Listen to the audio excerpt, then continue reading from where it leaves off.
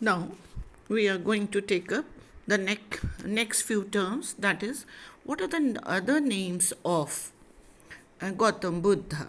Gautam Buddha was also known by Siddhartha and Tathagat. Tathagat is a term which is used in Pali, and Buddha was also known as Gautam Buddha and Siddharth. Siddharth was his childhood name. When he attained enlightenment, then Siddharth was known as Buddha. So, what is the literal meaning of Buddha? Means enlightened person. As well as Deepavansh and Mahavansh is considered, these are the two texts which developed in Sri Lanka. Deepavansha, literally, the literal meaning is the Chronicle of Ireland, and Mahavansha, the Great Chronicle. These were written in Sri Lanka, containing really regional histories of Buddhism. Many of these works contained biographies of Gautam Buddha. Some of the oldest texts are written in Pali, while later compositions are in Sanskrit. You can refer page 86 of your textbook. Now let us come to the teachings of Gautam Buddha, which are very important for us. What is meaning the term of anika? Anika means transient. Anika term is used by Gautam Buddha while preaching his philosophical matters or philosophical thinking. Anika means the world is transient, nothing is permanent in this world, and everything constantly changing, keep on changing. So, what is the central philosophy of Buddhism? That the world is transient. Bracket में आप लिखेंगे अनिक.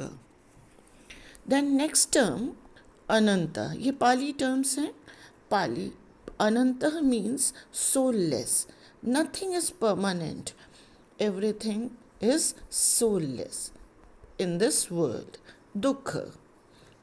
दुख means sorrow. दुख हम हिंदी में बोलते हैं और पाली में टर्म यूज होगा दुख. So दुख means sorrow. This whole world is full of sorrow. So these are the three terms through which you can develop philosophical order of Buddhism. That is, the world is anika, means it's transient, it keep on changing. The world is anant, means it is soulless, nothing is permanent in this world, and this world is full of sorrow or dukkha.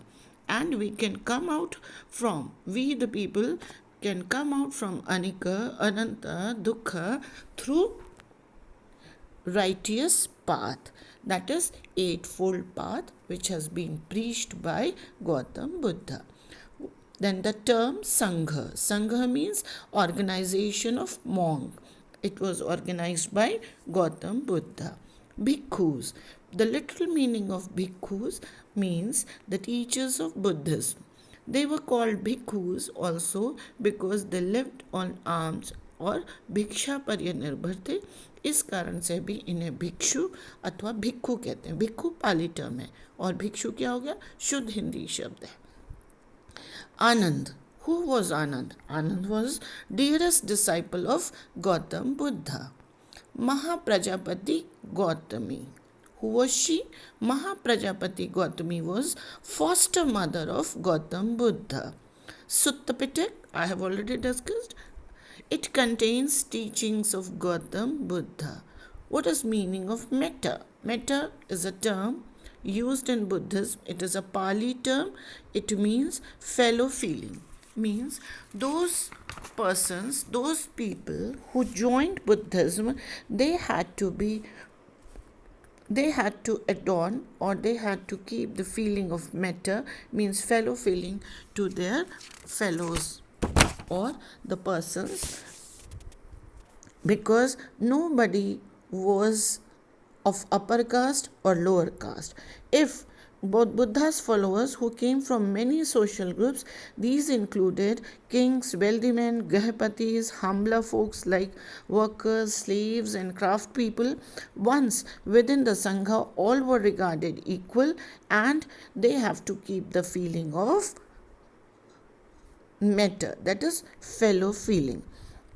You can consult page 92, the last paragraph, as well as